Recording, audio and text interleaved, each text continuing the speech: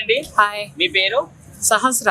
మరి last 5 years లో దాదాపుగా 785 హస్బెండ్లని వైఫ్ చంపేశారు.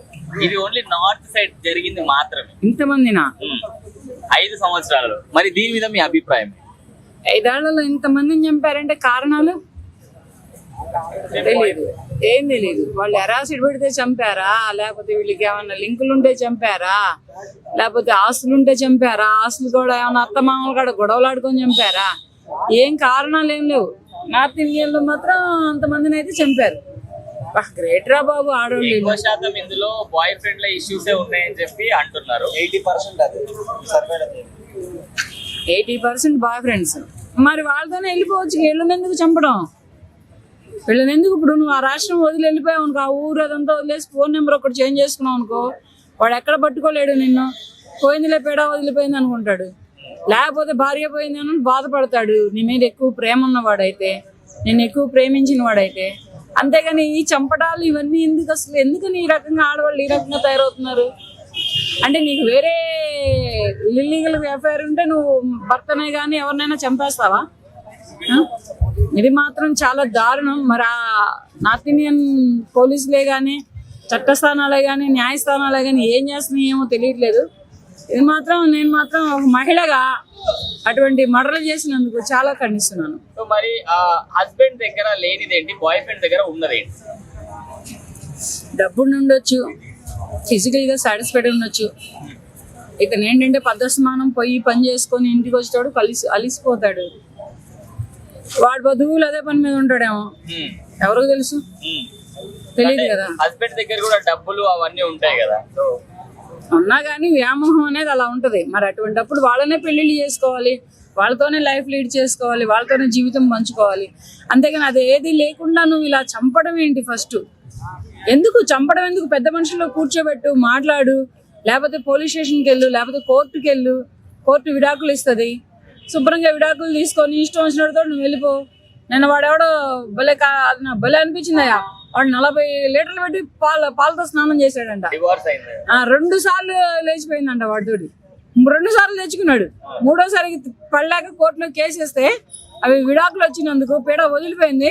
నన్ను చంపలేదు, నేను బతుకున్నానని ఆనందంతో వాడు 40 లీటర్ల పాలతోటి స్నానం చేశాడు.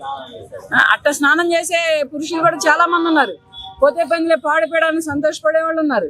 ఎందుకంటే చంపనందుకు హ్యాపీ అయ్యేటటువంటి పురుషులు ఉన్నారు ఈ జనరేషన్లో. వదిలేసి వెళ్ళిపోయిందని. ఈ చంపడం ఏంటి? చంపడం వలన వీళ్ళు ఉన్న బాయ్ ఫ్రెండ్ తోటి వీళ్ళు ఏమైనా సుఖపడతారా? వీళ్ళని ఒక జైలు వేస్తారు, వీళ్ళు ఒక జైలు వేస్తారు.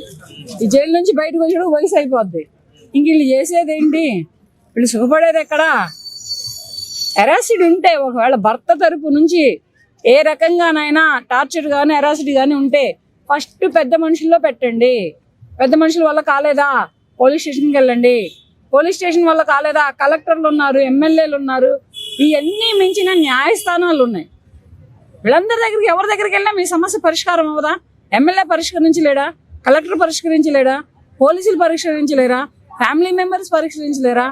అదే న్యాయస్థానాలు పరిష్కరించలేవా?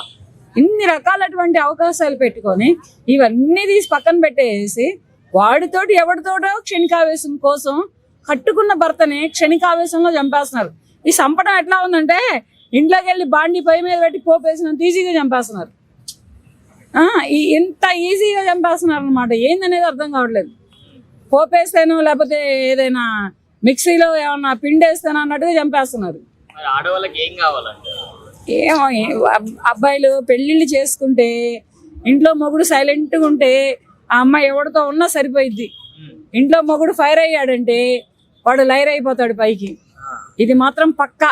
పెళ్లి చేసుకుంటే మాత్రం ఇప్పుడున్న జనరేషన్ అబ్బాయిలకైనా వెనకటి జనరేషన్ పురుషులకైనా ఎవరికైనా చెప్పేది ఒకటే, పెళ్లి చేసుకుంటే ఆ అమ్మాయి ఏం చేస్తే దానికి సరిగ్గా ఉంటారా? సరే లేదనుకో సుపారీలు ఇస్తుంది, డబ్బులు పెడుతుంది, లేదనుకో దాని బాయ్ ఫ్రెండ్ని తోడు తెచ్చుకుంటుంది. వీళ్ళు మొత్తం కలిపేసి ఉన్నోడిని లేపేస్తున్నారు. ఇది అవసరమా మాకు?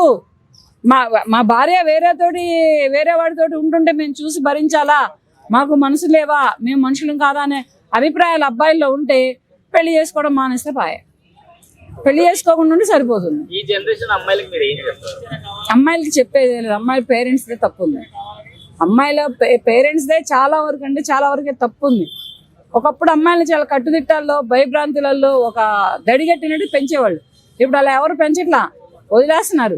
ఫ్రీడమ్ ఇచ్చింది దేనికంటే మగవాళ్ళకి ఏదైనా సాధించడానికి, చదువుకోవడానికి, ఉద్యోగాలు సాధించడానికి, బిజినెస్లలో సాధించడానికి, తర్వాత ఎక్కడికైనా దేశ విదేశాలు తిరగడానికి. అంతేగాని పెళ్లిళ్ళు చేసుకొని బాయ్ ఫ్రెండ్ కోసం భర్తలను చంపడానికి ఫ్రీడమ్ ఇవ్వాల. వేరే మగవాళ్ళతోటి లేనిపోని కాంటాక్ట్స్ పెట్టుకోవడానికి ఫ్రీడమ్ ఇవ్వాల. వేరే భర్తను ఇంట్లో పెట్టుకొని వేరే మగవాడితోటి శారీరకంగా సంబంధాలు పెట్టుకోవడానికి ఫ్రీడమ్ ఇవ్వాల. దీనికి ఏ కోర్టులు ఎటువంటి ఫ్రీడమ్ ఇవ్వవు. కానీ అటువంటి వాటికి కూడా కోర్టులు ఫ్రీడమ్ ఇచ్చింది. ఇచ్చినప్పుడు చంపడం ఎందుకు? వెళ్ళిపో, శుభ్రంగా వాడిని తీసుకొని వెళ్ళిపో. వాడికి ఇసుక పుట్టినాడు నిన్ను చంపేస్తాడు, లేకపోతే నీకు ఇసుక పుట్టినాడు వాడిని చంపేయి. అంతేగాని మధ్యలో ఈ అమ్మాయి కూడా ఏం చేశాడు చంపేయడానికి? పెళ్లి చేసుకున్న భర్త ఏం చేశాడు చంపేయడానికి? ఇలా తయారయ్యారనమాట. ఇంట్లో మొగుడు ఉన్నా కానీ వీధిలో ప్రియుడు అనేవాడు ఒకడు కావాలబ్బాయి. వాడు ఒకడే ఉండొచ్చు, ఇద్దరు ఉండొచ్చు, ముగ్గురు ఉండొచ్చు ఇప్పుడు ఉన్నటువంటి అమ్మాయిలకి. కానీ దాని మీద ఏంటంటే ఇంట్లో మొగుడు ఊరుకుంటే సరిపోయిద్ది. ఇంకో ప్రియుడికి ఇష్టం లేదు, ఇంకో వాడు చంపేస్తాడు దీన్ని. అంటే నీకు మొగుడు సరిపోవట్లేదు, నేను సరిపోవట్లేదు, ఇంకోటి తోడు పెట్టుకుంటున్నావు అని వాడిని కూడా దీన్ని కూడా చంపేసే స్థాయిలో వాడు ఉంటాడు అనమాట. వాడు కూడా ఉంటుంది కదా హిగో. సరే మొగుడంటే ఎట్టాగో ఊరుకున్నాడు నేను ఉంటున్నానని, నన్ను పెట్టుకొని కూడా ఇది వేరే వాడితో పోతుందంటే ఆ ఉన్న సెకండ్ ప్రియుడు దీన్ని లేపేస్తాడు. ఇలా ఉందన్నమాట అమ్మాయిల పరిస్థితి.